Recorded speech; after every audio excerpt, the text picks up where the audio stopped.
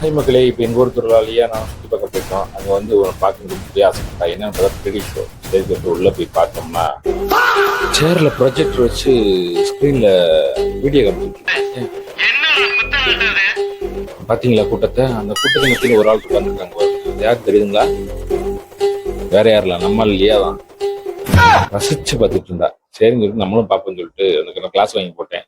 மண்டவலிக்க ஆரம்பிச்சு. இன்னும் பழைய டெக்னாலஜி யூஸ் பண்ணிருக்காங்க. சரின்னு சொல்லிட்டு வேணாம் சார் சொல்லிட்டு ரிங்கு போட போயாச்சு. ரிங்கு போட்டா ஏதாவது ஒழுங்குன்னு பார்த்தா ரிங்கு தான் கீழே விழுந்துச்சு. சரி, பால் கேம் போலான்னு சொல்லிட்டு பால் கேம் போயாச்சு. நமக்கு தான் தெரியும் இந்த பால் கேம் 50 ரூபா விழுந்தா 20 ரூபா கிஃப்ட் தான் தருவாங்க. 30 ரூபா லாஸு.